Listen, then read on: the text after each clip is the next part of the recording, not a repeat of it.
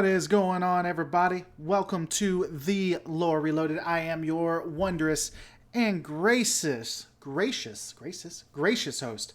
The Lore Reloaded. It is wondrous to see all of you guys today. Hope you are doing well.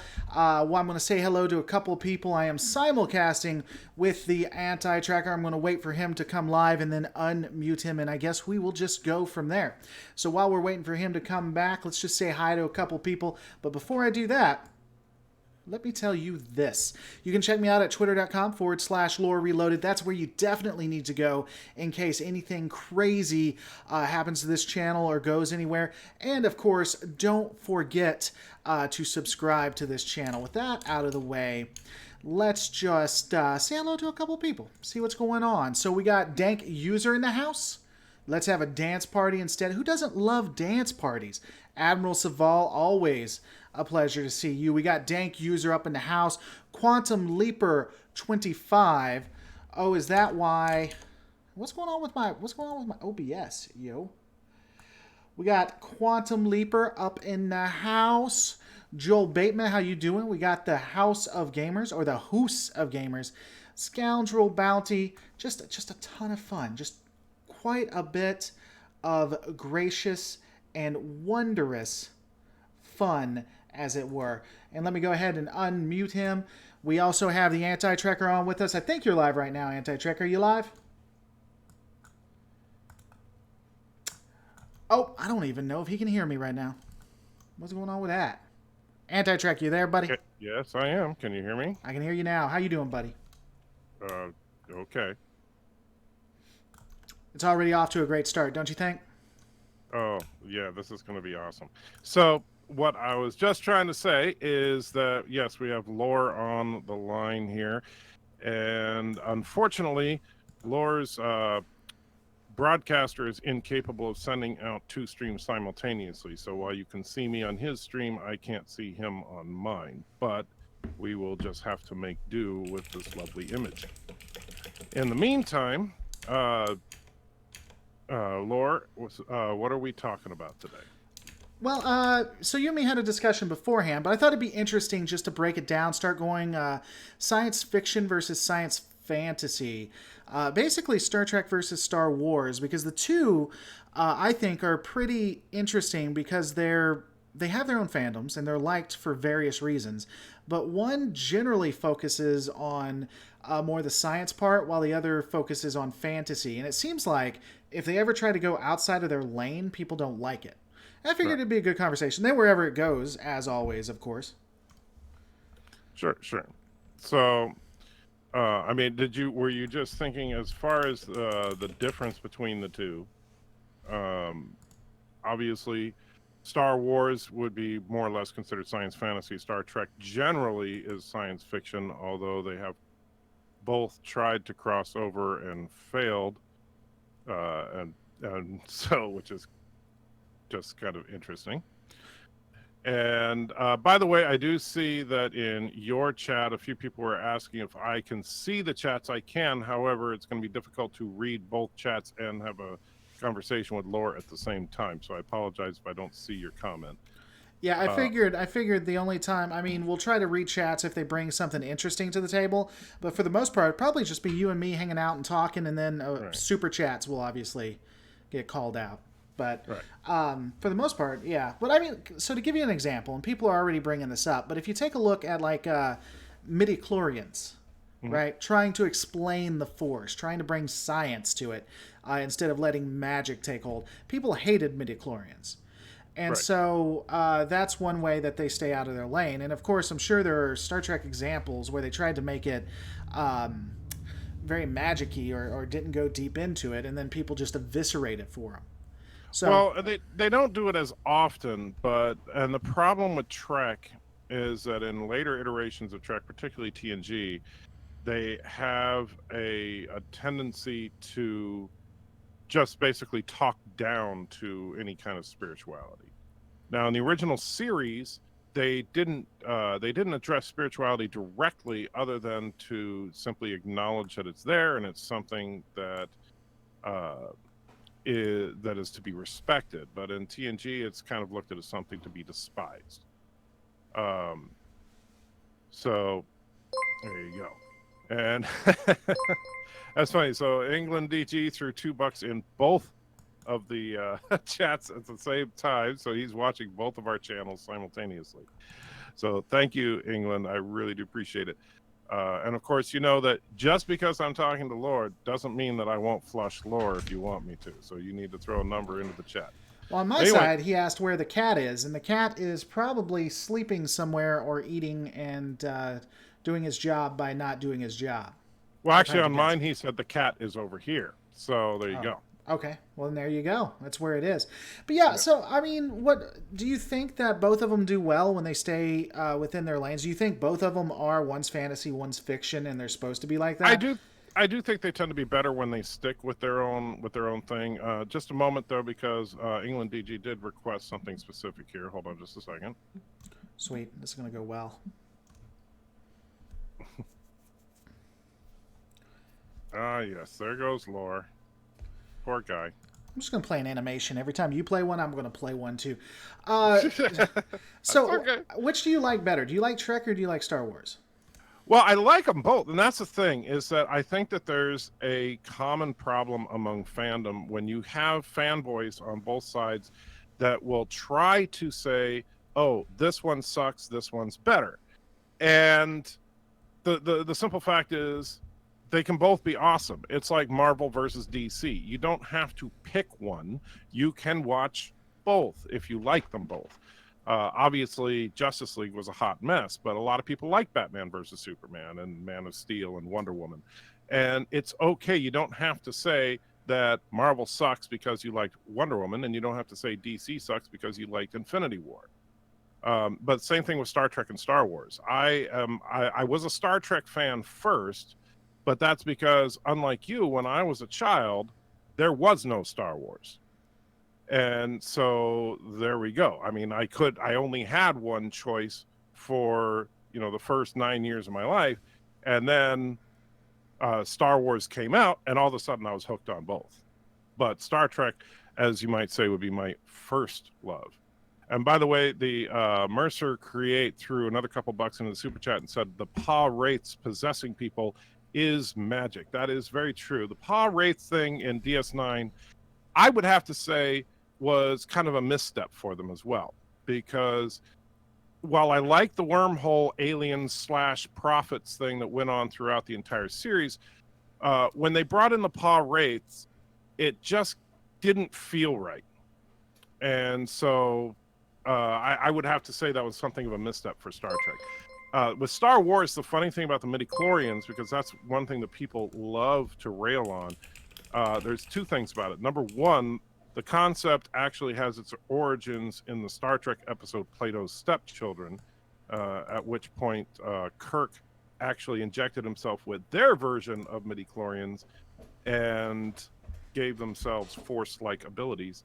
And also in George Lucas's early drafts of Star Wars, the original, the 1977 one, he actually did include midichlorians in it. I'd for the most part, I'd have to agree. By the way, I want to give a shout out to Win L for giving $2, as well as England DG saying, this is all jokes, right, Laura? We in the Pooh Patrol are just messing with you. Love your stuff. I love you, buddy.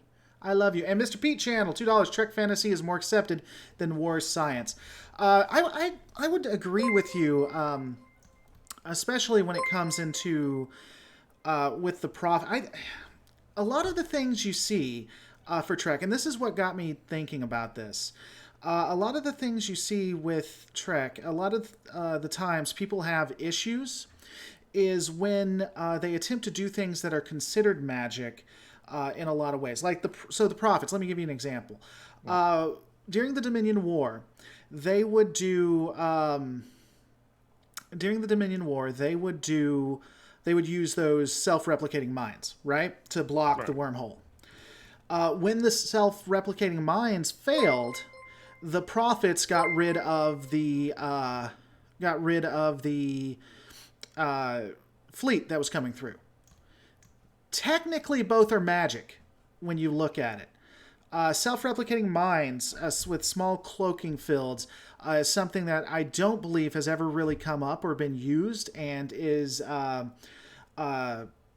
it seems out there for the tech, and the profits are definitively magic. But one is accepted, one is not. And I would have to respectfully disagree with you on that because number one, just because they offer a tech explanation that doesn't necessarily line up with modern physics doesn't mean they're trying to say that it's magical like the Force or something. They're trying to say that at that point science and technology has gotten to a point where you can create these self-replicating lines, as silly as it may seem, and it doesn't really work out. They're not trying to imply that it's anything other than technology. but sometimes And tech can be magic too. Not to interrupt you, but sometimes tech can be magic too, right? There can be things where it's supposed to be technology, but it works just the same as magic. They're just trying to make it. Voyager is known well, for that. what they do, well, the problem is, so they're not trying to pass it off as magic. They're just not writing a very good explanation for the tech. And Voyager, the techno babble on Voyager was laughable, but they never tried to say that, oh, except for with Chakotay, with his spirit quest, and that's really as far as Voyager went with his spirit quest stuff. um they don't sit there and just try to say it's spiritual, it's magical, or something like that, whereas Star Wars is full of that. Right. And Star Wars, and another thing that's different about Star Wars is that they never try to explain the technology of Star Wars in the films. They just say, "Oh yeah, it just works," which is a big problem. One of the reasons that people got upset, well, there's a lot of reasons, but one of them with the Force Awakens, or with the Last Jedi, is the fact that they actually talked about running out of fuel, which has never been mentioned before in Star Wars. Right. And so it's like all of a sudden you're trying to have relatively grounded technology in a world where it's just like, oh, we have magic swords that are solidified light, which isn't even physically possible, but we can do it because we have magic crystals that'll do it. And everything can be explained by the Force. Well, and it's funny if you watch the Clone Wars, the animated series, the amount of fuel it uses, like a Death Star, not Death Star. I'm sorry, Star Destroyer uses is stupid. The number they put out is just ridiculous. And so, and they've never really run out of it. It's just, again, when they've referenced the numbers, the amount of fuel it uses every nanosecond is just absolutely stupid. By the way, David Deister, for $15 asks us, is Discovery a Trek attempt at becoming a space fantasy? No. Discovery is just really badly done. I mean, that's the Discovery. It's not like they suddenly made things more spiritual in Discovery. It's just that they changed the basic formula instead of an ensemble cast. It centers around one character, and they made the Mary Sue to end all Mary Sues of Trek, to where if a common joke on my live streams is if Michael Burnham and Ray were to ever get into a fight, the universe would simply explode, because the two of them are just the ultimate beings in all creation. Sure, but I would say maybe there is some more fantastical elements to it than what we see generally in Trek. So the Spore Drive has a technical side to it, but I think they still have the mycelium network, right? Mm-hmm. You also have what was the planet that was alive with all the space fireflies and whatnot. Right, but none of that is magical. It's just it's all scientifically based.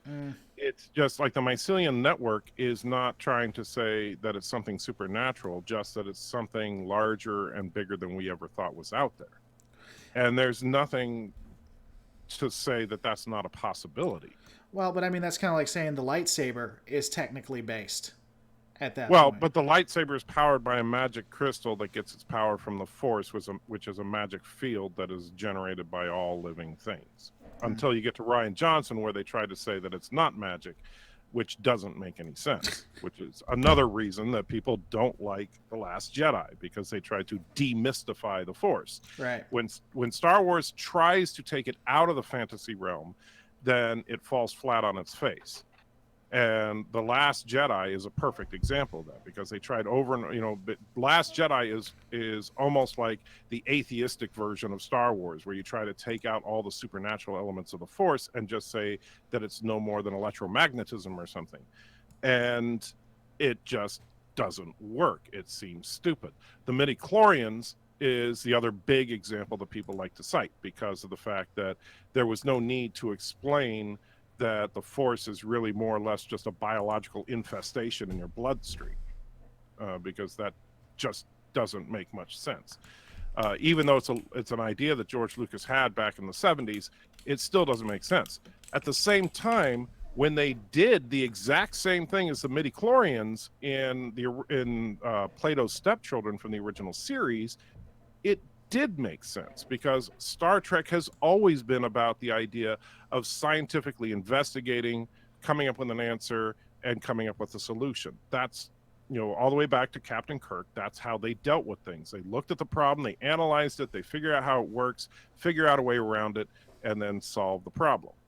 Star Wars is about the inner journey, about having peace and serenity and being able to become one with the Force and all that. And that's all mystical stuff, which is also great, but they don't cross paths very well.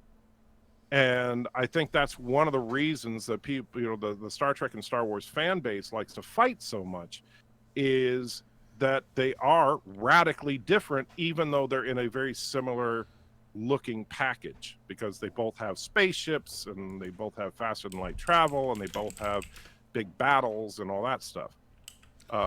But really, except for the very superficial things of that, they are as different as night and day. It would be like trying to compare Lord of the Rings with, say, a typical Western or something. They're nothing like each other. Right. Well, something Dank User actually brought up as well. So they were talking about what would happen if a ship became sentient. Now they did that in The Next Generation, where the ship didn't necessarily become sentient, but it had a baby. Do you remember that the Enterprise had a baby? No, I don't remember. Oh that. yeah. So what happened is the Enterprise D started having some issues. Oh, 1 second, anti-trigger. Sorry, I had a troll I had to address. So what happened is the Enterprise started having some issues, and they couldn't figure out what was happening, and they went to the cargo bay, and ultimately they found out that the Enterprise D was having a baby, and so they had to. They were talking about how its communications was like its mouth, its sensors was its eyes. And yeah, I think Admiral Saval said it was Tin Man. And so they went to a nebula, let the Enterprise D have a baby, and let this, whatever it was, leave the Enterprise D and go off into space, talking about how the ship could do that. I'm surprised you haven't seen it. The Enterprise D, if I remember correctly, because it's been a long time since I've seen Tin Man, but I'm not, since you mentioned the name of the episode, it's kind of coming back to me a little bit. It's not that the Enterprise D had a baby, it's that there was a space creature that latched onto the Enterprise D thinking it was its mother. No, then it wasn't Tin Man. So it may have not been Tin Man. The ship had a child, and that was the episode. I swear to you, I'll look it up. That was the episode, and it had a child. Okay, I don't remember that, but there we go. And Micah throws a couple of bucks into the super chat, and he has one very specific request, which is that he wants to see number 9, which I don't know if you've seen this one. Did you know that you actually met Drax the Destroyer? Yeah, I've seen that one. It's cute.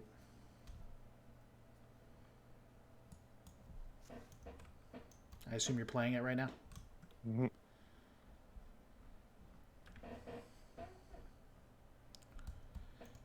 There we go. So, yeah, the Hey, it was the But episode. One yeah, second. when Star Trek tries to do it, like the one I remember, there's Emergence was the episode. someone By the saying Galaxy's Child. Is that the name of the it episode? was either that one or Um, Emergence. Galaxy's Child or Emergence. uh, but anyway, like I think about the one where Dr. Crusher has sex with a ghost and those kind of things. When they do those kind of things on Star Trek, it is Star Trek at its worst, and there's no denying that. And most of the time, generally speaking, when Star Trek tried to deal with religious issues, they did it in a very condescending way, which was also, just doesn't help the situation. If you're trying to make a point, do it in a respectful way so that people will actually pay attention, as opposed to do it in a way that offends the people that you would want to convince. But with in Star Wars, obviously everything is just magic, so everything can just work. And if you try to explain it, then it demystifies it. And demystifying magic is the worst thing you can do. It's like if you go to a magic show and you see the guy cut the lady in half, but then, like Penn and Teller like to do, they turn around and show you how they did it. Well, then the next time you see someone cut a lady in half, it's not very impressive. Right. Right. Yeah, and it was Emergence, by the way. That was the name of the episode. There? Yeah, can you hear me? James. Yeah. I seem to have lost him. Can you hear me now? And England DG, holy moly. Can you hear me now? Let me see if I can find out what is going on with Lore. Can you not hear me? Can you guys hear me on the stream? Because he can't. And let's see. And of course, and Lore put me in a timeout. How nice of him. And so let me turn up his volume on his and see what's going on. I can't hear his live. Let's see.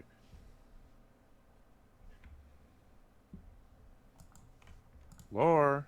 Yeah, can you hear me now? You must have muted yourself. If you can hear me, I can't hear you at all. Okay.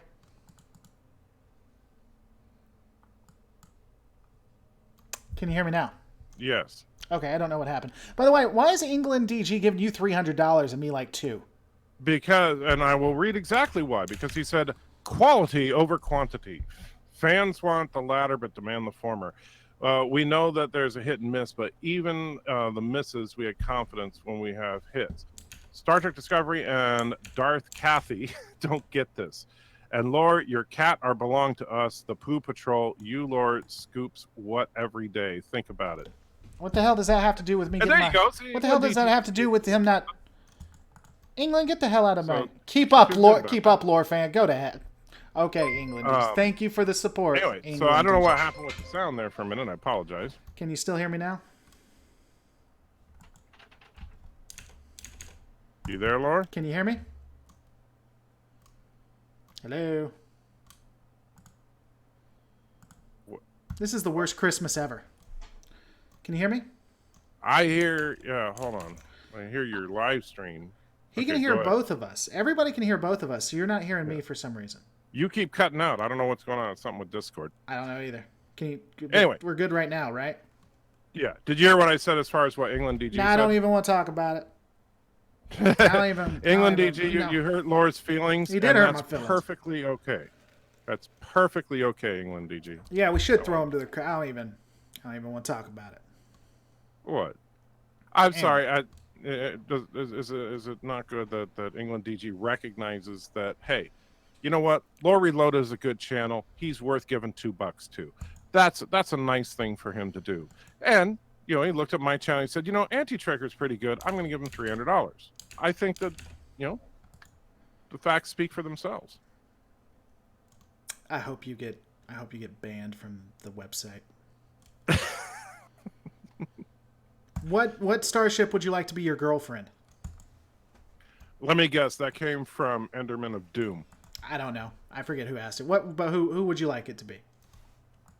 Well, we've had this conversation on my live streams before. As far as when we try to compare women to starships, you try to equate the properties of the starship to a woman.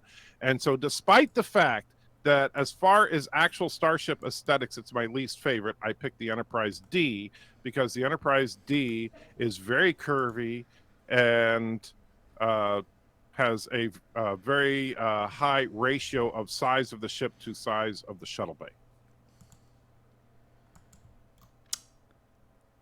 Wow. Okay. So what's your So, pick? I don't know. You just have to think of, The, the the properties of a defiant, the ship. defiant, because she's petite. Okay. Hashtag So lore lives matter. I'm sorry, what? so you want a ship that basically looks like a child. I do. You nailed it. All right, so moving back to Star Trek and Star Wars specifically. So yeah, it was Emergence where they had the childlike thing, and it was actually a part of a holodeck program. It was just Oh, of really, course. really weird. When it It's comes to always a holodeck program that on you see, yeah. Go ahead. Oh, I was just curious. I mean, is there anything when it comes to Star Wars besides the midi-chlorians where they try to explain things and it just gets stupid? They try to get too cerebral with it. I guess if I had to, when it comes to the Well, problems of Star Wars, they're probably becoming just too political, and that's saying something with well, Discovery. but here's the thing. Well, I actually, as far as the taking the fantasy away, I think a big part of it is that Ryan Johnson did try to demystify Star Wars with The Last Jedi. He added fuel as a plot point, something that we never had to do before.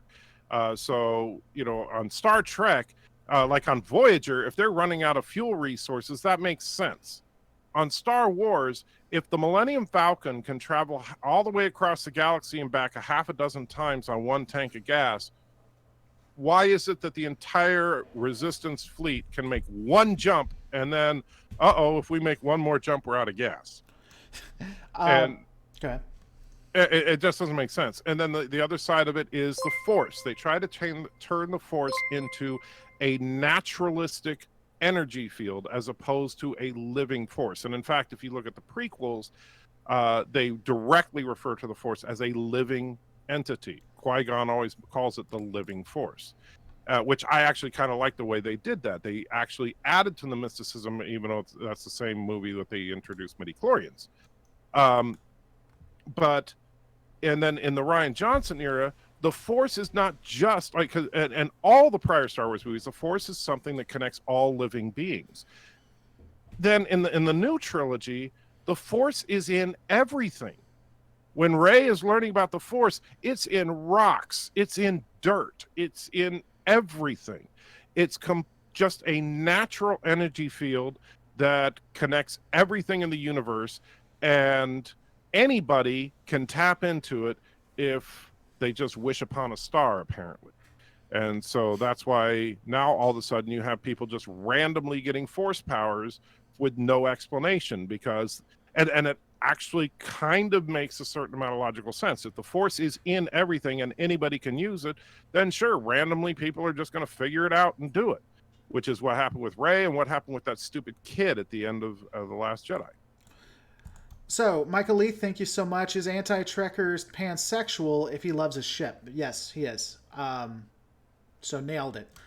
Yeah, except that I was simply responding to a question that you asked, a No, hypothetical that question. well, it I wasn't am in Michael no Leith. way attracted to starships. I don't know. You already said it. It's in the video. I mean, whatever. That's Right. probably why they're paying you, because they feel bad for you.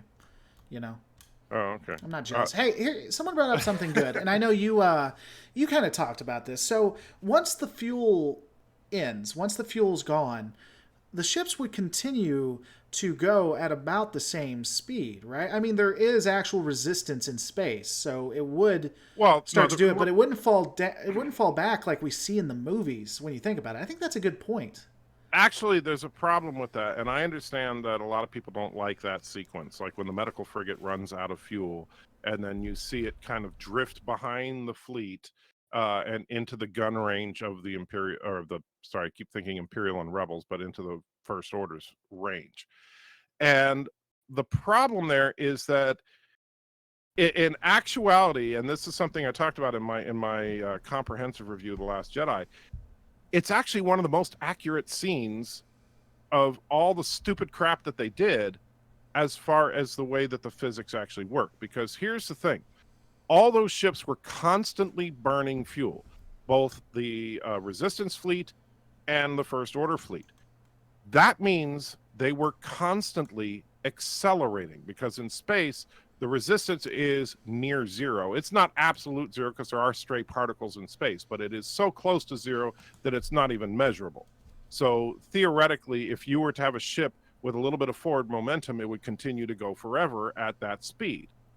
But if you're accelerating and then one of the ships stops accelerating, but your camera is moving with the accelerating fleet, it's going to have the appearance of it falling behind. And so what's really happening is that medical frigate is still moving forward at the same speed while the other ships are accelerating away from it. And the First Order ships are accelerating towards it, which is why they then catch up with it. Because the medical frigate simply stopped accelerating at that point. So it's going the same speed, or it's going near the same speed. It just But everybody else was just constantly moving faster. Right. And theoretically, the only upper limit of that slow acceleration is light speed. But of course, that's what they have hyperdrives for, is to cross the light barrier. Well, yeah, that's just all kinds of. Why didn't they use that their hyperspace to move back and forth? That's something you've brought up before. Right. So I guess. Yeah, I was trying to think if there's anything more to it when it comes to this. This topic didn't go as far as I thought it would go, but yeah, ultimately it's like yeah. So Star Wars is fantasy and Star Trek is science fiction, and there you go. There you go. You don't know 40K Warhammer all that much, do you? Warhammer 40K. I've never played it. And you still haven't seen Expanse, right? I watched the first episode. I liked what I saw. It's just a matter of getting the time together to watch it. But watching the first episode doesn't really give you. No, but I'm just saying, what I saw of it, it interests me. It's just a matter of getting the time to watch it. I'm glad to hear that the show was saved because it looks like a promising concept. As opposed to Lost in Space, which was a train wreck, really. It was just so generic and so not like. It just wasn't Lost in Space. Yeah, I still haven't seen that anyway. So, I mean, all right, I'm open to, because I was going to start talking about Expanse and the way that kind of works, because the science in that seems a lot more. So, I mean, I'm not a scientist, nor have I been in the military, but it seems like the Expanse does a lot better with the science part of it, and even has some interesting fantasy to it. So, for instance, ships. When they are fighting, completely decompress all of the or depressurize. I'm sorry, all of everything inside the ship, because if you ever get a solid hit, that can cause an explosion or whatnot. Another interesting thing they did that I never really thought about, because when you're watching Star Trek and Star Wars, it never really comes up. If something explodes next to you, if you destroy a ship, then you still got to deal with that debris, and that debris is coming at you at the speed of the bullets and things like that, right? So it's still a bad day. You got to get out of that blast radius. So it seems a lot more realistic to me. I mean, just based on what I told you, what are your thoughts on that? Well, it sounds like it could.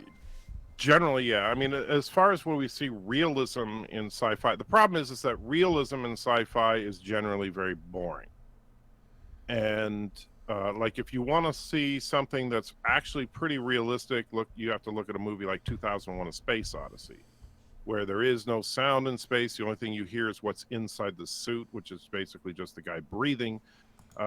Where the slightest problem would cause a major problem for everybody, like when the communications array on the Discovery goes down, stuff like that. But then we want ships to be fighting in dogfights, we want laser blasts, we want explosions, and all that stuff is just not realistic. But if you don't add that in, it becomes boring. And Right. like some shows have tried for a middle ground on that, like Battlestar Galactica: The Reimagined does a good middle ground as far as what space dogfighting might be like. I actually really like the way they portray space dogfighting because the ships can fly sideways and backwards and stuff like that, which makes perfect sense. Um, but then they kind of push the envelope a little bit when it comes to how the bullets work and how the explosions in space and stuff like that. Right. But the Expanse, I understand, is probably closer to the Battlestar Galactica side of it, where they're trying to go for that happy medium realism, as opposed to Star Wars, which is such and again with the Last Jedi, the reason the Last Jedi is such a problem is it's just a walking contradiction because they try to ground things like the Force and fuel and stuff like that, but then they literally have a Star Destroyer in high orbit over the planet, and when it shows up, the sonic boom makes everybody look into the sky. Right. And it's not even that, oh, they did it for dramatic effect. The people in the movie actually heard it, you know. And because they actually stop and look up as soon as the boom happens. And I actually did the math, and it would take something like 20, assuming there was an atmosphere all the way out to where the Star Destroyer was, at minimum, it would take like 26 minutes for the sound wave to get to them. Right. That was on The Last Jedi, you're saying? That was in The Last Jedi, yeah. Oh. At the very beginning, when the Imperial fleet comes in out of hyperspace, it's in, yeah, and you've seen it. You know they're in high orbit over the planet, where the whole battle takes place, right? Mm-hmm. But when it first jumps in, they show I can't remember the character's name now, but played by Carrie Fisher's daughter, and she's walking around on the ground, and all of a sudden you hear this, and she goes and looks up, and the Star Destroyers are jumping in. Right. The let me get these two super chats real quick, and then I'll tell you something I thought was funny. Meister Alex says, "Don't let the anti-tracker give you crap. I love 40K." Yeah, he just doesn't know 40K because he has everyone do everything else for him. So well, first of all, let me say that Meister Alex is a really great guy, even though he put a super chat in the wrong. Yeah, I mean, when I get $300, then we can complain about it. Ecclesias says, realistic in sci-fi from books is Honor Harrington. Realistic in sci-fi from books is Honor Harrington. Okay. An interesting... Okay, let me tell you one quick thing that I thought was interesting. I saw a meme that I thought was hilarious. So you know when the New Republic planets are destroyed, and so they're looking at it from the cantina or whatever. If you actually look at that scene, off to the left, there is an alien who has a pipe, and it's connected. It kind of looks like a hookah, but and while it's being destroyed, it cuts to them, and he's still vaping while he's watching the destruction of the planet. And he's like, "When you watch the New Republic fall, but vaping is life." It's the most hilarious. And when you go back and you look at it, yeah, I'll be darned. He's sitting there still smoking while he's watching billions of people die. I just thought that was hilarious. Well, but I mean, how's that? Is that any worse than? And again, I absolutely despise what they're doing with Star Wars lately.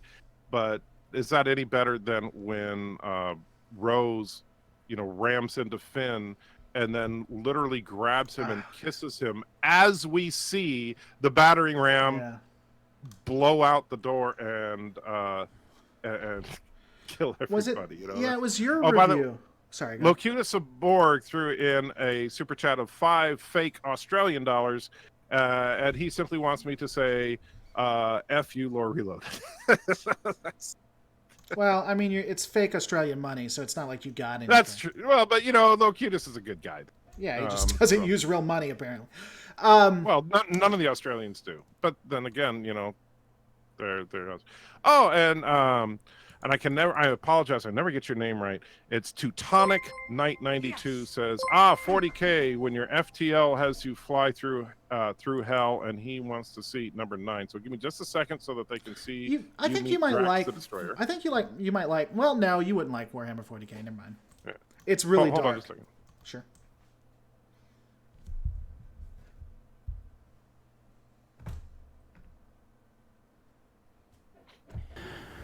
Man, it's getting hot in here. I hope you don't mind. Unbutton a couple of buttons here. Too. Hold on. Yeah. I hope you don't mind that.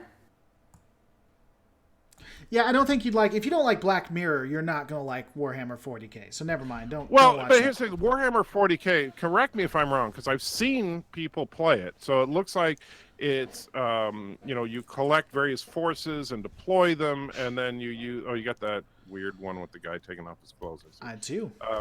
That's just weird, man. Okay. Keep making your keep making your avatar poop icons, and you stay on your side of the fence. I'll stay. Anyway, what? And by the way, England DG looks like he threw you a couple of bucks there. So it says the lore stream really lagged. Is it the chat? And so I don't know. Is your stream lagging? It doesn't appear to be lagging. No one else is complaining. I think he just needs to refresh on my side, especially if you're watching two videos at the same time. Right. It can have some issues.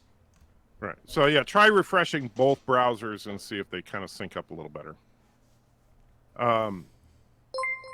And Mercer Create also throws lore a couple of bucks. Very nice of you, Mercer. And it says in Enterprise, Trip sees an alien breathing methyl oxide. Yes. Okay. Yeah. But anyway, but what I was going to say, and by the way, let me say that, Mercer, and I'm not sure what your point is there. Are you trying to say that that's magic? Because who says life has to be based on the way that we respirate and what we eat and stuff? So there's nothing wrong with that. It's just different. But what I was going to say as far as Warhammer is, England DG, he loves you, man. See, he just because he gave you one big one, he's giving you a bunch of little ones. It's okay. So he gave you $5 there. Says that every time I see a guy strip on your channel, I think of Ryan rubbing his nips and saying how great The Last Jedi will be. Is that from something you did, or is that just randomly him saying that? No, that's hilarious. That's him saying it. England DG is a cool dude, man. I've talked to him a little bit. Yeah, I don't know. It could be your guys saying, but YouTube live stream is weird too. If you're saying lagging, if it's behind anti-tracker and anti-tracker is more real time than mine is, that's just live stream. There's not a lot I can do about that right now. You can try refreshing. Yeah, Lacutus of Pork giving fake Australian money saying F you anti-tracker. Oh man, that's a good one. I'll give you that. That's nice. But he might also be talking about the episode where Trip goes and has to breathe the atmosphere and it just messes him up. But I don't know if it's methyl. I don't know if you can survive on methyl oxide or whatever it's called. Anyway, continue. Yeah, I don't know, because not being a biologist or anything, I don't even know what methyl oxide really is. But anyway, well, back to the Warhammer thing. The thing is that now my understanding is, so you build up your army, you deploy them, and then use, like, I see people always using tape measures and stuff to calculate distance and whether you have line of sight and stuff. Now, when you say it's too dark, are you just saying that the lore behind it is kind of a dark story? Yeah, so what they're obviously asking us to do, or at least me, is to do reviews of Warhammer 40k. Not talking about the games themselves, but yeah, the Warhammer 40k, the entirety of the series and lore is just extremely dark. And that's all it is. There's very little light to it. Everything goes wrong. It's a very dystopian world. And so that's just, I don't know that you'd like that, especially if you don't like a lot of what you see in Dark Mirror, because there's no hope in that world. There's no hope in that. I'll say this. So first of all, I do need to say one quick thing, and you actually may like this one, Lord. So don't mute me out and all that, because this one's actually kind of funny. This is me showing up at your house in the middle of the night. I'm not going to be able to hear it. I mean, I'll look though. You can't hear me? Yeah, I can hear you. I just can't hear the thing.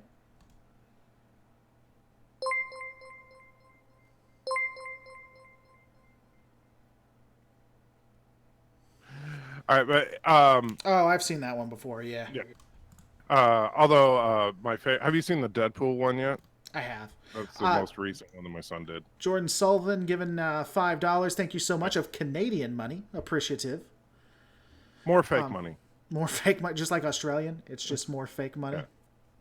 Yeah. All right. So anyway, what were you saying? Anyway, but if the background lore on 40K is dark, that doesn't mean the game's not good. It doesn't mean it's not interesting. And don't get me wrong. While I don't like when you talk about Dark Mirror and stuff, I think that show does go a little too bleak. But Battlestar Galactica is an incredibly dark show. But I love Battlestar Galactica because it's also very well written.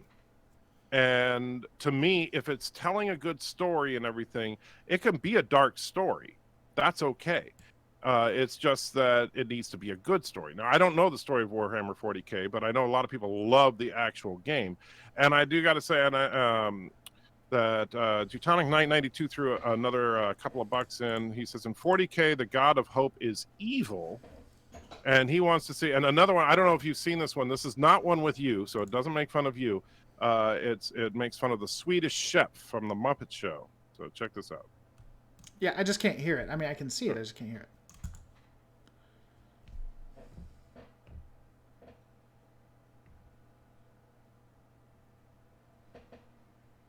Whoa, that's a genuinely shocking fact. And I know you just got a big super chat there from England DG, because he does like you. See, he doesn't hate you. Does he like me? But yeah, no, he just doesn't like you as much as me, which is completely understandable. But Locutus of Borg also gave me another $2 of fake Australian money, but he wants to see Deadpool. So let me read this because it's really cool. Because England DG did give $50. Thank you so much. I really appreciate it. Nothing you can do about the stream, lore. I get it. Here's some money so you can buy your cat some fancy feast instead of feeding him leftovers from Neelix's kitchen. He told us how you treat him. The poo patrol will prevail. By the way, I'm just now seeing it catch up because mine is behind you. The censored thing is funny. I'm going to have to watch that. I think I've seen it. I don't know if I have. I'm going to have to watch that. But yeah, no, my cat eats a lot better than I do. And he always gets fed regardless. So he also he's a cat. So he's always pissed off at me. Even though he's taken care of more than people, he's pissed off at me. England DG, I'm going to stop distracting the stream. Thank you guys. Well, no, I mean, you can keep distracting the stream if you're going to, continue getting well, shout-outs. except that he's throwing it in the wrong stream. That's the problem. And by the way, I don't know if you've seen this guy, but Anti-Lore Reloaded threw $1 into the super chat on my side. Have you seen him? Yeah, and he has a little X on he him. has your logo, but with the little X. Yeah, and there's also a dude that's my cat. It's Lore Reloaded's cat, and it has my actual cat. The things people do, man, how people are committed to channels. Thanks so much, Locutus, giving some more fake money. That's it's always appreciated. Always love it. He actually put it. He said fake money there. Here's one. Because... Tyreek Jones, what do you think about Babylon 5? Is their tech more advanced than Battlestar Galactica? Because you've been watching Babylon 5, right? Well, I watched it back when it first aired. I haven't been watching it lately, but I've been meaning. That's another one that's on my list of things that I do want to get into because one difference between our channels, for those of you that are subscribers of Lore but not me, is obviously Lore focuses in on the specific lore around a specific character or a specific item or something like that. Whereas I tend to break down entire stories. So I'm currently doing a series on the Borg, and it's like we're going over scene by scene every appearance of the Borg all the way through all of Trek. And so, which is a very long process, but we really get into it, and it's a lot of fun. But for Babylon 5, if you want to compare the tech of Babylon 5 to Battlestar Galactica, I do think that it's night and day. Battlestar Galactica, especially if you're looking at the reimagined Battlestar Galactica. The reimagined Battlestar Galactica is basically on the same tech level as the 1970s United States, except that they happen to develop faster than light travel. Because their ships are simple armor. They use simple bullets. They use simple missiles. They do not have things like cell phones or cams or anything like that. Their technology by 2018 standards is primitive. The only thing they have that we don't is faster than light travel. Well, interestingly enough, too, they're They're anti ordnance, they're anti missile, and they're anti A simple flak. vessel. Yeah, no, it's not only simple flak. The main bigger guns are actually operated by humans. If you look at the ship and watch, there's a little bubble in between the two ships, and you can see people there. Interesting. Oh yeah, it's just and they based everything on a naval vessel, and so that's why they don't call it the bridge; they call it the CIC. They use proper military terminology for a lot of stuff. It's actually one of the more accurate shows when it comes to depicting naval life. It just happens to be it happens to be in space, Right. and I think it's really cool. Lore Reloaded's cat is on your side, by the way. He says, "Is this still considered a pre-stream?" Well, it's a simul stream this time, so we're crossing streams. Oh. Yeah. No, that's what I told him. I said it was both. Someone had you've seen Andromeda, right? I've seen it, but man, that was a long time ago. Yeah. And I have to kind of go along with Lore Reloaded's cat. I kind of found it slow and never really grabbed me. I know some people absolutely love it, and I don't fault them for that, but it just wasn't a show that, grabbed my attention. And by the way, Locutus of Borg threw another couple of fake bucks on my side, and he wanted to ask also, is Lore considered a pre-show when it's still on this stream? And I kind of already answered it. No, it's not a pre-show this one time. Usually Lore is, of course, the pre-show, but this is the one exception. I hate you all. I hate everything about. All right. Speaking of which, Locutus wants to see Deadpool. Give me just a second here.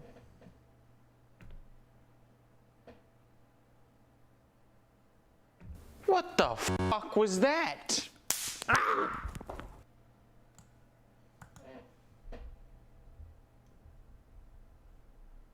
There we go. And also, well, I'll let you go ahead and you guys see you got a super chat. I got one too, but go ahead and answer yours first. Well,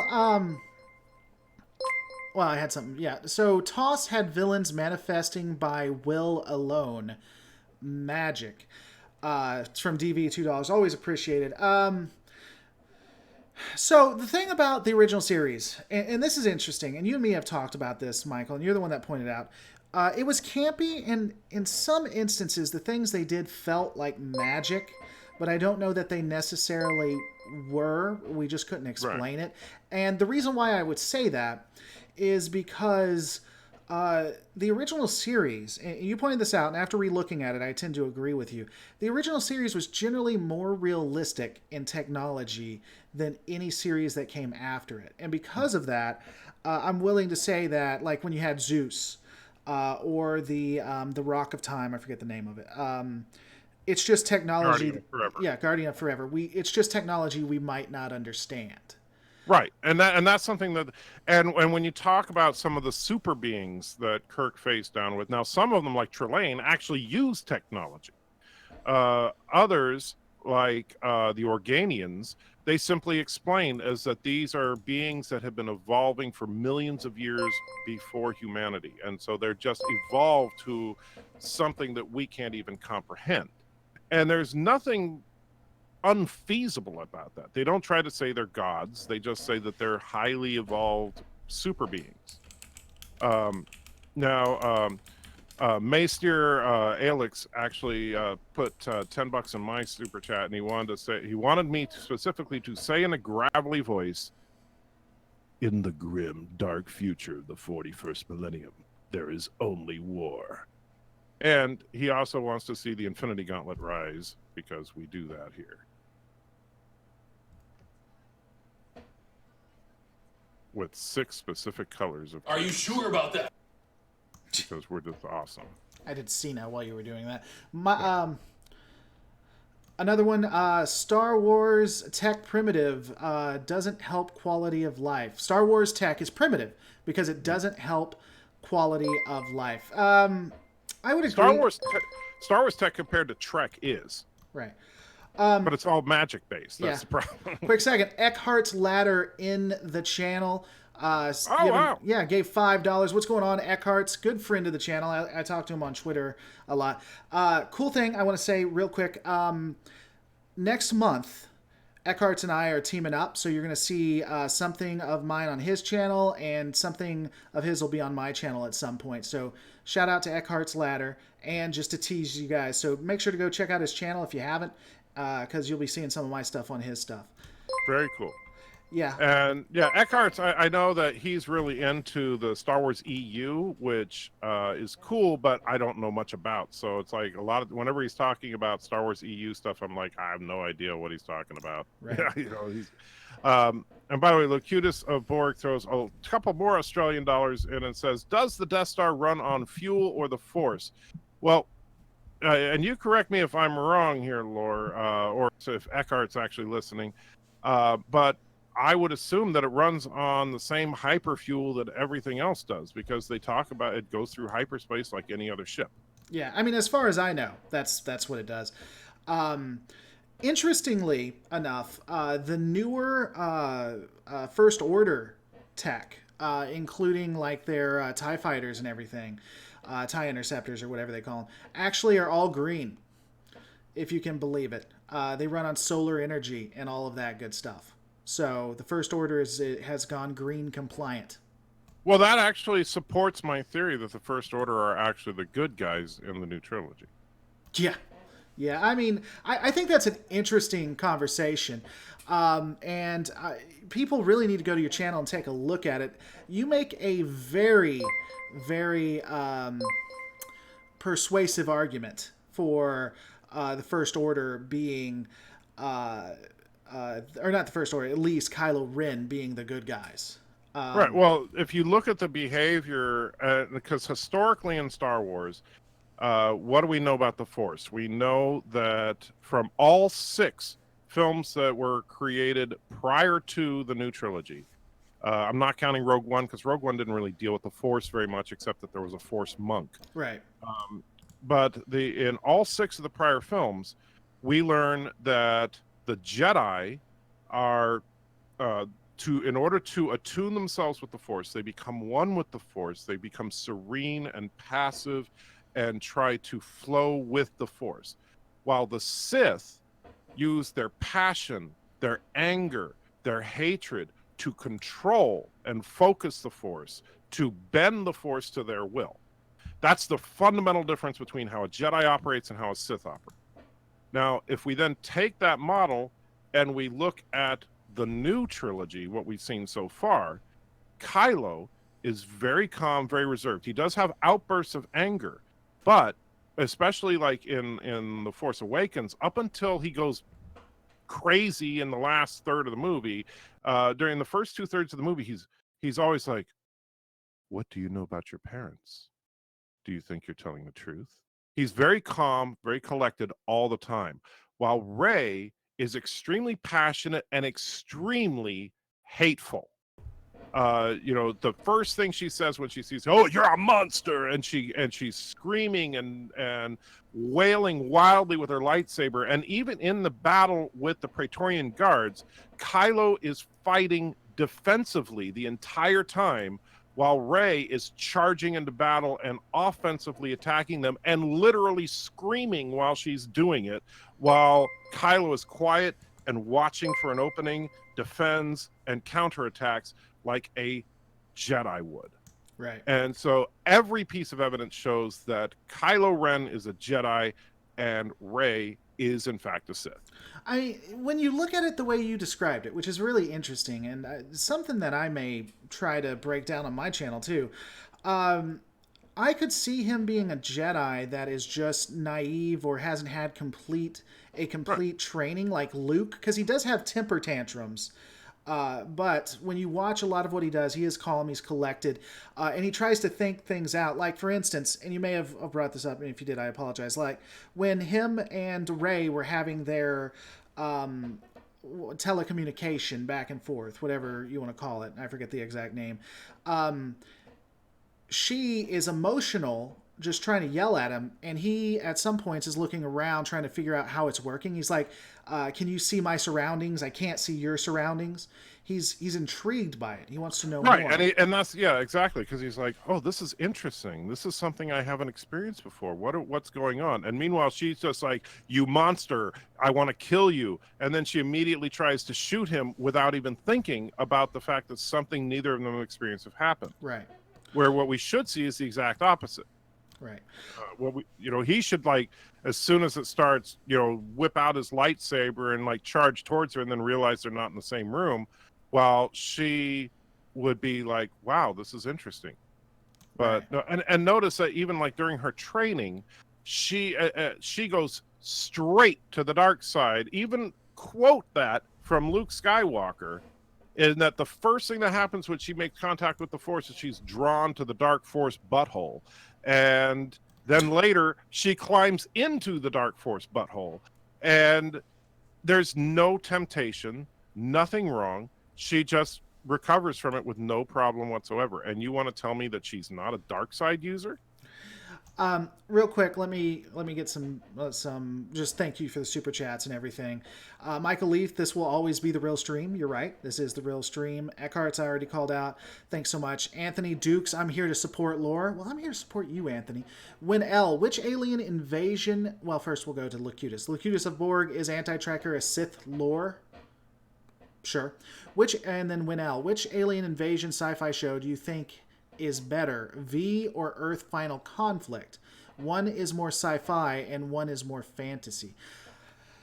Have you seen V and Earth Final Conflict? Well, there's two iterations of V. Right. I think he means the series. Right. Well, there's the miniseries and series from the 80s, and then there's the series from the early 2000s. And I personally think the 80s series was a better show. But as far as, I would say, I liked V better than Earth Final Conflict. I thought it was more interesting because it was just it was taking our modern day world and throwing something at it that we didn't know how to deal with. And I really found it interesting. Now, would I call it sci-fi or sci-fantasy? Generally, when you're talking about alien invasion movies, it really just depends on how the aliens are presented. Are they presented with zero explanation and it doesn't make any kind of sense? Or does everything follow a logical pattern? Does it seem like everything would make sense for a more advanced civilization? And I would say the V is sci-fi. Right. I don't think it's fantasy. I think that the technology felt real enough that, and in fact, when the visitors show up, what do? They don't try to blow us up with their space lasers.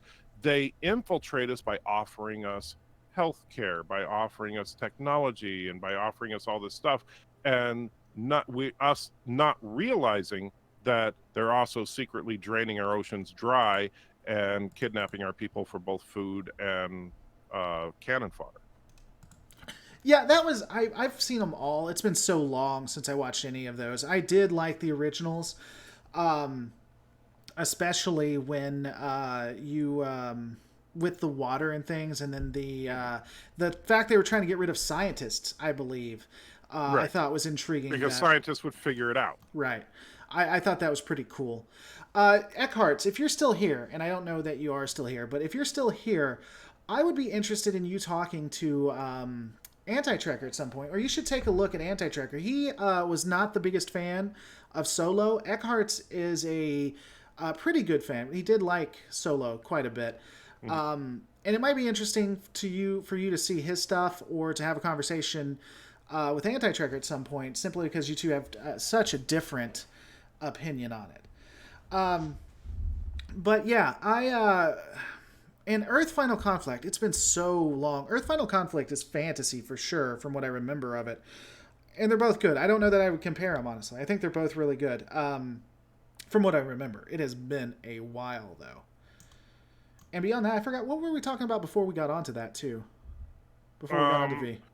Well, I know that Ty, who threw a super chat in earlier, but he forgot. He wanted me to to flush you down the toilet. So give me just a second to do that real quick.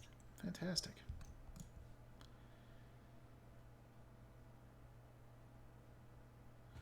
Well, and I tell you, well, I'll wait for you to get done. Tell me what's done. All right, you go ahead. So, well, I tell you what, Eckhart's is here. You didn't do a review. You did like a 20-hour stream.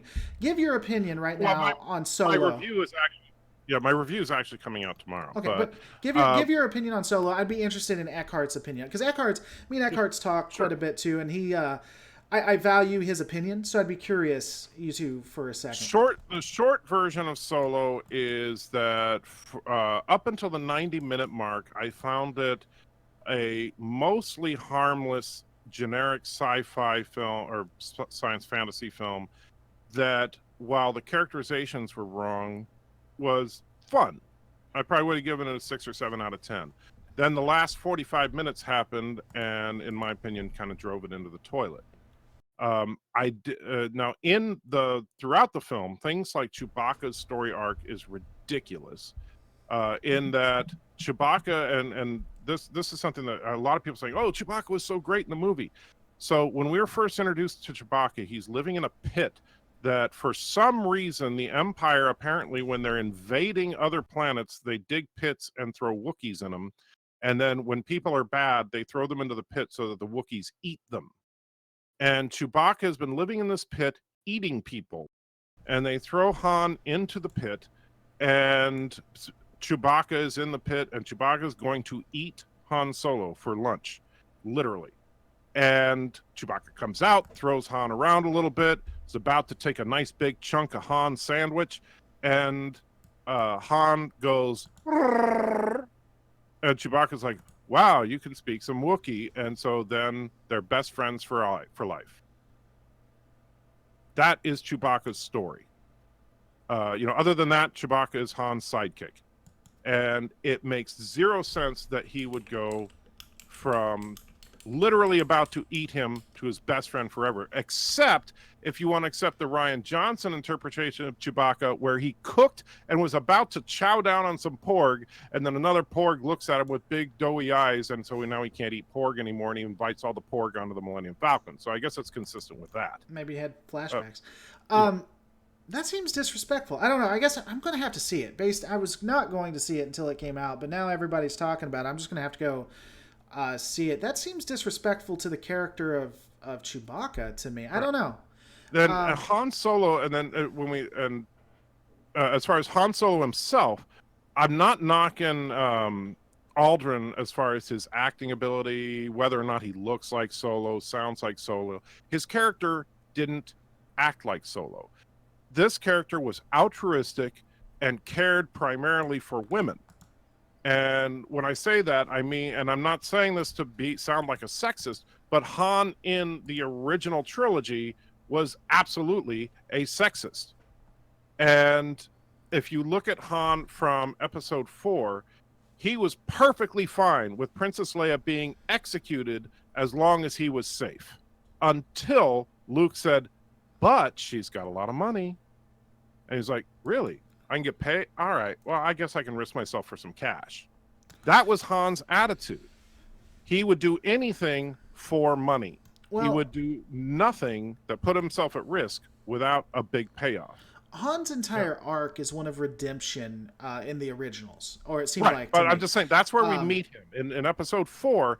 Up until the Death Star battle, Han is a dick. I mean, that's and don't get me wrong, I love the character. I'm not saying that it's a horrible character, but up until the end of episode 4, Han is completely self-centered. The only person in the entire universe he cares about is Chewbacca. Right. And in this movie, Han is is kind-hearted, altruistic, and gives up a massive payday in order to give the rebellion a jump start. And the rebellion is the same people that he was like, I ain't touching them in episode 4. I'm gonna fix it in just a second. Look on my stream and look, your image has frozen. I'm gonna try to fix it, but I thought you'd find it funny. Look at your image right now.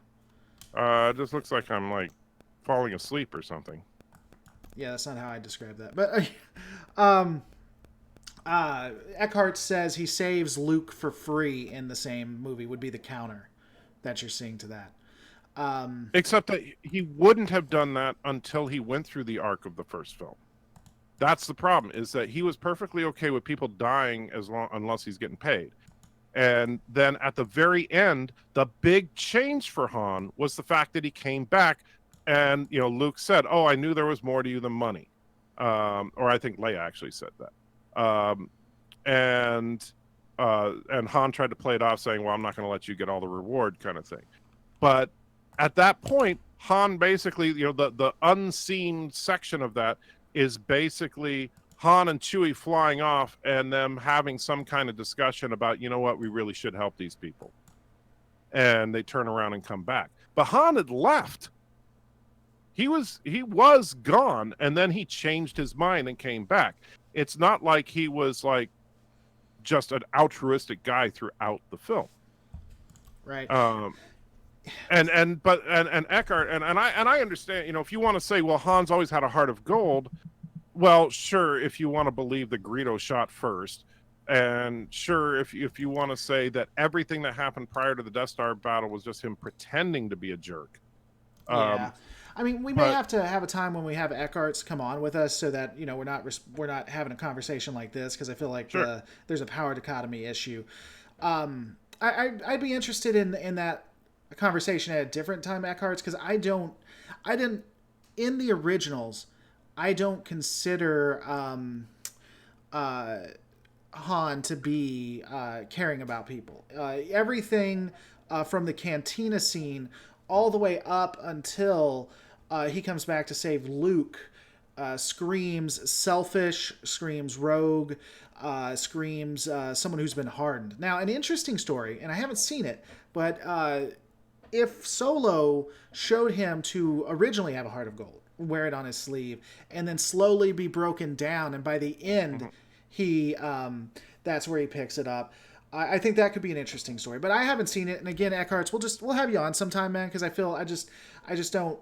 This doesn't feel fair to me. I don't think that maybe what they want to do is, because at the end of this, Han does get betrayed, and I think that we're supposed to believe that he's going to become cynical, but in the film he doesn't. He's a nice guy from beginning to end, and they even say how he's a nice guy. And the one thing, even like if you go to Empire Strikes Back, he was going to walk out again. Why? Because he had the Hutts putting out a bounty on his head. He needed to get it taken care of. He still cared about his own butt first, all the way up to the very end of the series. That's Han. He's looking out for number one. Sure, he cares about Leia. Sure, he cares about Luke, but he's still looking out for number one. In this movie, he is absolutely obsessed with helping other people. And he sacrifices over and over to help other people, even people he doesn't know. And it's one thing to say, well, he became a little jaded. It's another thing if this guy was literally willing to lay down his life and lay down a fortune to help out this woman he had never met before, and in fact who tried to kill him earlier in the same film. It contradicts everything we've learned about Han. Right. And by the way, I know you got at least, I think Locutus put a super chat in yours, but I got a couple of super chats here real quick. Right. Well, let me read mine real quick because it's going to be funny, and then you can do yours. Right. Is Anti-Trekker Solo? He does anything for money. So true. Continue on. Wow. First of all, I made one video for money, and sure. If you have to, it's not. First of all, I did something for money directly. I did exactly what they wanted when they paid me. I did it for money, but I am not in it for the money. Well, I didn't say I'm in it for the money, but if somebody's going to offer me money to do something and it's something I can do, sure. Yeah, I mean, I can talk, but I got a Patreon tier where people, if they pay me money, and I'll do a video for them. So, I mean, I can sit here and act. Yeah, I was going to say, it's not like you're not you're a whore too. Let's not go there. So Eric, he threw $5 in and says, where are the other porg that Chewie was defeathering? Oh, where were the other porg when Chewie was defeathering and cooking their friend? Yeah, that's something CinemaSins asked about. It's like all those porg gathered around Chewbacca right when he's about to take a big bite. But for those, and I actually grew up on a ranch, so I actually understand this process. You don't just take a chicken and kill it and then put it in the oven. It takes time to prep that chicken, to pluck the chicken, to gut the chicken, and then to roast the chicken. Where were all these other porgs then? They were like perfectly fine with Chewbacca. Maybe the porg he killed was a real jerk or something. I don't know. That could be. Was it in maybe it was in Hishi, how it should have ended anyway, where he started feeding the porg to the other porg and they loved it. Yeah.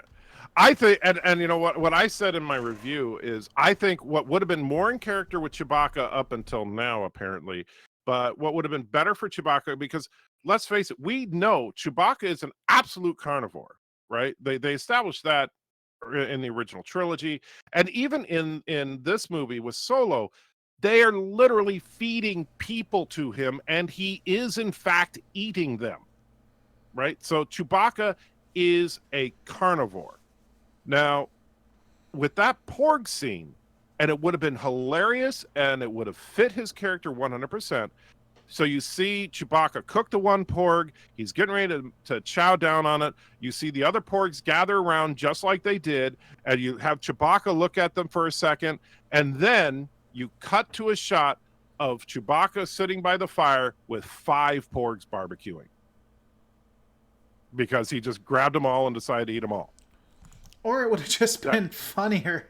It would have just been funnier, again, if they were eating it with him. I mean, I'm just saying, if they sat down and that were would have been a eating little the creepy, though. You're kind of porg cannibalism. That's a little bit much. It would have been dark, but it would have been funny. But England DG also, thank you so much, threw another $50 in the super chat. Says, I refuse to see Solo. I refuse to go to WDW. I'm not sure what WDW stands for Galaxy's Edge. I refuse to give them any money until Filoni takes over, or at least Kathleen Kennedy is gone. And today it hit their stock. I guess I'm just a white guy in my mom's basement. And this is a real problem. This is a real problem that Kathleen Kennedy and the executives at Lucasfilm are simply refusing to hear the fans. Now, yes, the fans are somewhat divided. You have fans like Eckhart's Ladder that may think that I don't know what his thoughts on the Last Jedi are, but you have some people that do like The Last Jedi, but a very large percentage of the fan base hated The Last Jedi, which is the primary reason Solo's a flop. Solo's not a flop because of the timing of the movie. It's not a flop because of Star Wars fatigue. It's not a flop because it's a packed summer. It's a flop because people hated The Last Jedi and are saying, I'm sitting this one out. And their core fan base are the ones that are not going, and their new fans aren't enough to support a film of that magnitude. With a $250 million budget, Solo is going to be the first Star Wars film in the history of Star Wars to not make a profit. Right. You still there? Yeah, I'm here. Okay, cool. It sounded like you cut off, like the audio was gone. No, that was just my mic drop moment. Got you. Yeah. Okay. Do you have any more you want to go through before we continue on? No, but that's my rant about. I mean, I think Lucasfilm, and here's the thing. I know a lot of people like to blame Disney. It's not really Disney. It's Lucasfilm. Disney's fault is in not firing Kathleen Kennedy already. But other than that, Disney didn't create the mess that is Star Wars. Where Lucasfilm, they need their board of directors, or Disney needs to step in and say, Kathleen Kennedy, you either steer the ship in the right direction or you're out. And I honestly, I genuinely believe that if she does not turn it around by episode 9, her career is over. What's the right direction for you? Define the right direction. I would say this. The Force Awakens, the only real problem with The Force Awakens was the fact that Rey, as a Force user, was inconsistent with lore. Right? She shouldn't have been able to suddenly use all the Force powers, and she certainly shouldn't have been fighting with rage in the end and beaten her opponent and been okay. Sure. By the way, I have to say, this is a tradition in our channel. Captain on the bridge, everybody. Captain is on the bridge. We say that whenever Captain Rednick comes into the chat. I'm not guided by money or anything, but the guy who gives me the most money, I go out of my way to. I'm sorry. Continue. Wow, you're just a real. Anyway, I'm sorry. Continue.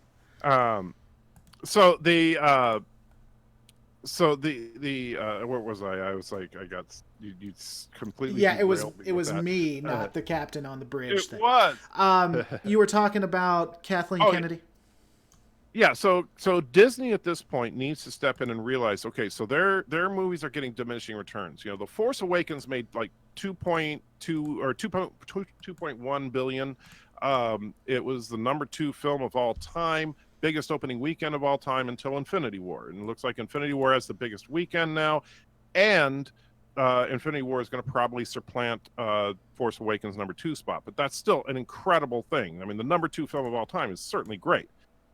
Rogue One came out, made less. Their excuse was, well, it's an anthology film. It's not part of the main story, and so we're expecting it to make less money. Then The Last Jedi comes out, makes a little more than half of what the made like 1.3 billion. Still a respectable number. Still turned a profit, but that's a big drop from where they were. If you go from 2.1 billion to 1.3, you should be a little concerned at that point. Solo is going to lose money. Mm-hmm. And at that point, now Disney's in the red. They need to say, wait a minute, if these movies are going to not make money, we paid $4 billion for this franchise, we need to fix this. And Kathleen Kennedy needs to either turn it to, and you were asking what's the right direction.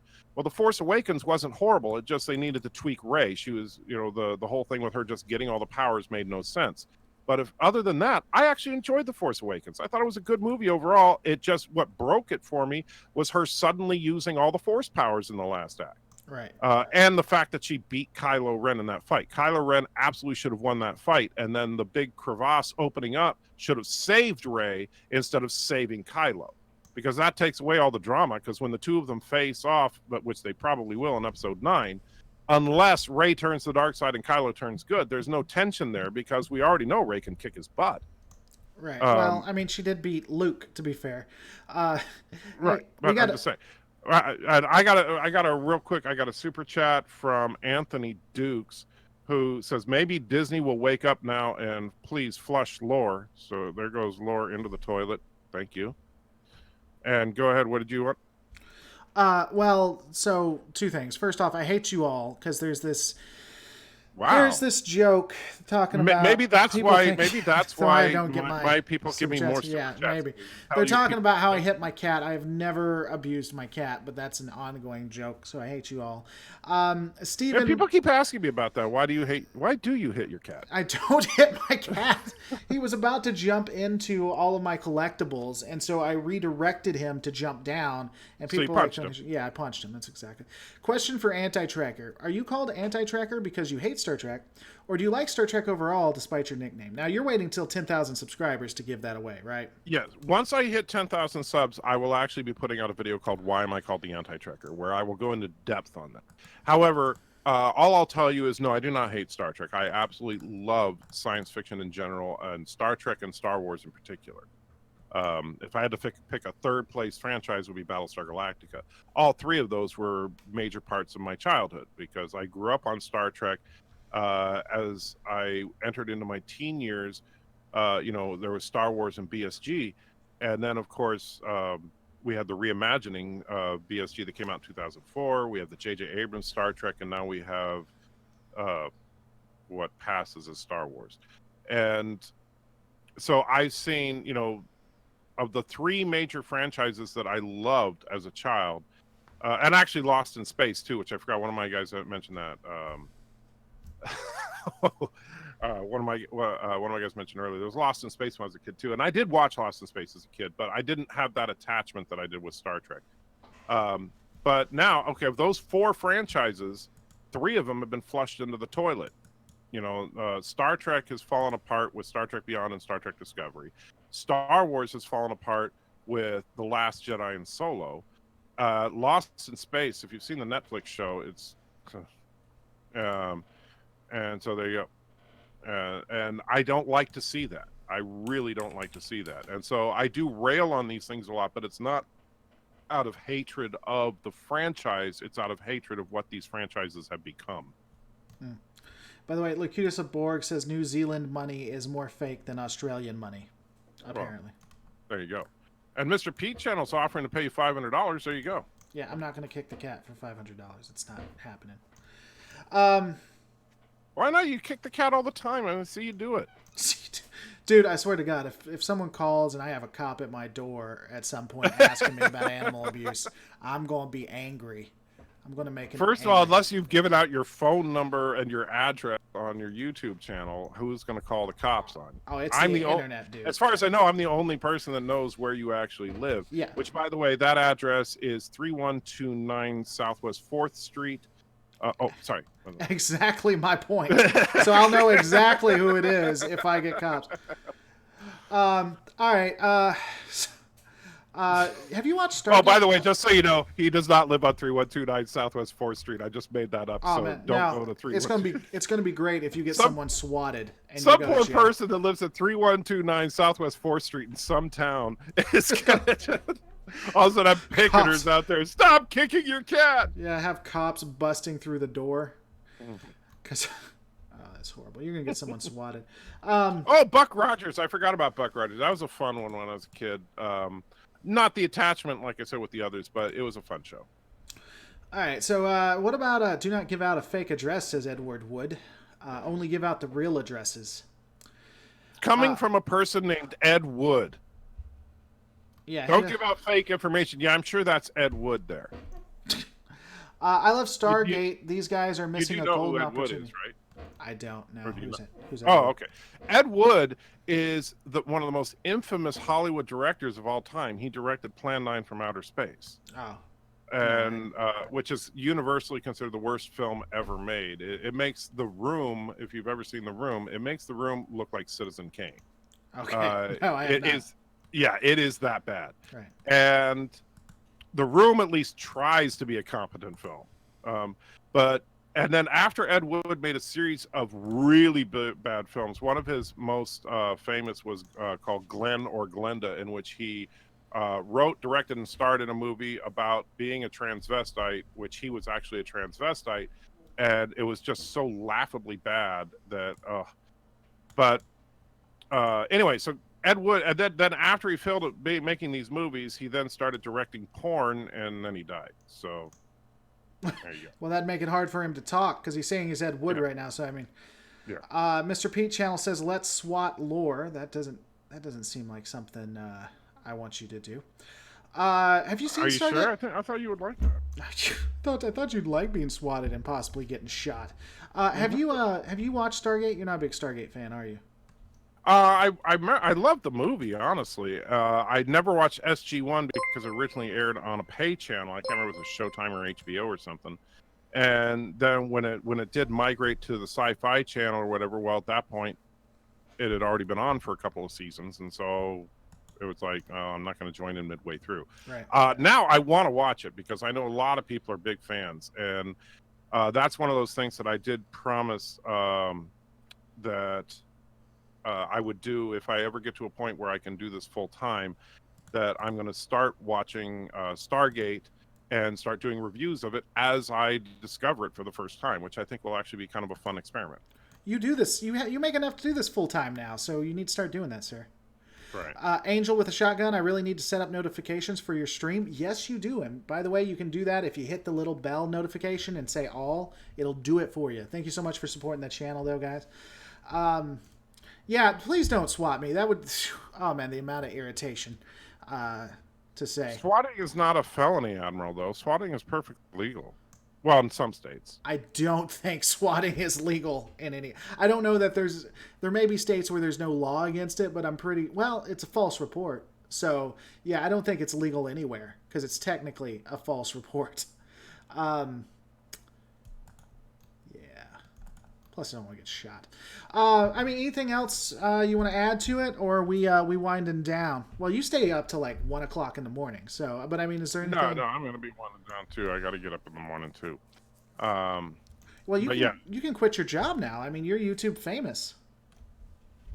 dude, shut up. You've got almost 30,000 subs. I just crossed 6,000. Yeah, Shut you made like 500 tonight on Super Chats. I don't even want to hear it. Do that Oh every my night. God. Make 500 a night on Super Chats. You If will I never... could do that every single night, I probably would do this full time. But the thing is, you know, just like I do, as much as and as I love when my guys do that, they can't do that every night. I mean, unless they literally win the lottery and they just want to share the wealth with me, most people can't do that. So Maybe they did. You don't know. You should quit your job and try. Just find out. yeah, I'm just gonna take the chance there. Oh, and it looks like England DG has a question for you. Sure. I'm sorry that the Pooh Patrol was so embarrassing. What I'd like to know, Star Trek Discovery versus the original series. I'd go with the original series myself. I think I know And your England answer too. GG knows full well that the original series is my absolute favorite Star Yeah, Trek. So Discovery is just not. It's not Trek enough. The original series, for all its not Trek at flaws all. and campiness, at least I think keeps somewhat to the spirit of it, and it's more realistic in my opinion. It's not. It's not the days of our lives in space, and so no, and no, I think the original series was honestly the only thing. The reason the people try to look down on the original series is not based on the real content of the show as much as just the cheesy look of it, because it was produced in the 1960s. And so their idea of a Starfleet uniform, we look at that and say, well, that looks like pajamas. Their idea of a futuristic space set looks like retro tech today. So it's one of those things that, yeah, it doesn't hold up as far as the look of the show. However, the funny thing is that when they revisited the original series, for example, one of my absolute favorite episodes of the later shows, Trials and Tribulations, which I know you like that episode. sure. When the crew of DS9 actually goes on to the original Enterprise, and they reconstructed the original sets exactly as they were. They didn't try to update it like they do on Star Trek Discovery. And guess what? It worked. They just said, that's the style of the 23rd century. And that's cool. There's nothing wrong with that, because, you know, styles come and go. You have times in our history where skirts on women are short, skirts on women are long, then they get short again, then they get long again. You have hairstyles where people like to, you know, shave their heads. People like to grow ponytails. For men, beards are come in and out of fashion. So who's to say what the 23rd century, the late 23rd century would look like compared to the late 24th century? Right. Darth Kilhoun, First of the Grey Sith, don't swat in North Dakota, just saying. Also, have you guys ever got into Halo lore? I actually love the book. I've talked about this before. The books are excellent. I would suggest anyone who likes science fiction, who likes lore, to read the books. They're just very, very well done, and from a mythos, they're excellent. I don't know if you've been that big into Halo lore. I don't even think you're a Halo fan, are you?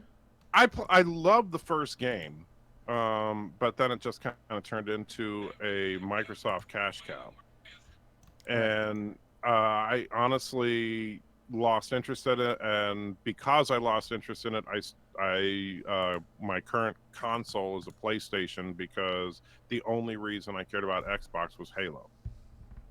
And so, but then when I lost interest in Halo, it's like, okay, I made the switch to the superior equipment. And I'm not saying that to be a snide. I mean, the PlayStation 4 was a better piece of equipment, and so I decided to go with the better equipment as opposed to the one that plays Halo. Right. Nexus 846200 at Lore Related. Star Trek Online 3D printed ships are getting a lot cheaper. 4-inch model for $20. Good. That's the only way they're going to sell them. So I'm glad they're doing that. When I first heard about those 3D modeled ships, I was like, oh, cool. And then I heard the price tag was like in the hundreds of dollars. Yeah. And I'm like, oh, screw that. Ridiculous. The only way they're going to sell them is to do it $20. So that's good. One thing to you, though, Michael, it says you don't put mini skirts and AR-15s in a World War I period piece, which I assume they're taking a shot at the original series on that. No, you don't put mini skirts and AR-15s in a World War I period piece, but at the same time, the original series doesn't take place during World War I. It takes place in the future. Didn't they go back in time to World War I? I think that's what he's talking about. Is he saying that they never? I'm trying to think. They did.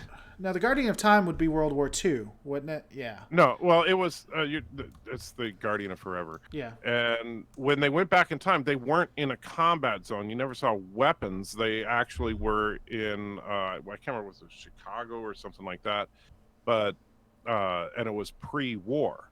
It was before World War II. If they're talking about the Nazi planet, well, that was another planet, so it doesn't matter if they were consistent with our World War One. That was still bad. I mean, you have to admit Yeah. that was done pretty poorly. That specific episode. Well, that had its point. I don't I think that it's kind of like Doctor Who in the original Star Trek. The stories, if you can get past the cheesy feel of it, were actually really deep.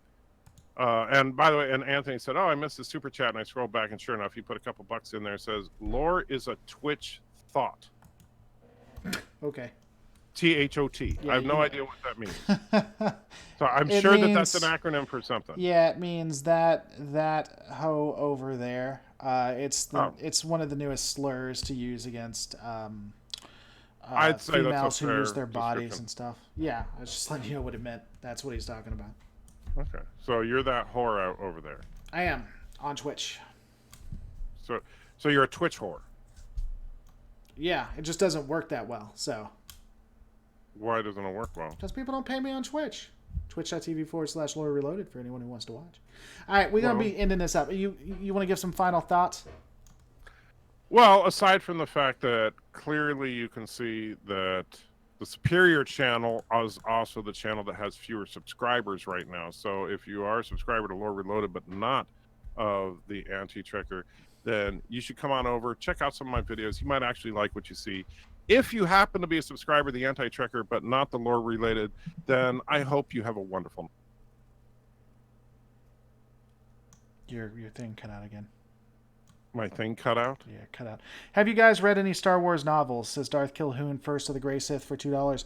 I, in fact, have. I find the EU interesting. Have you, Michael? I Or- read I'm sorry, one Star Wars novel. I read Splinter of a Mind's Eye when it first came out. I don't even remember it at this point because that was a very long time ago. But that's the only one. Fantastic. All right, guys. We're going to see you on the next one.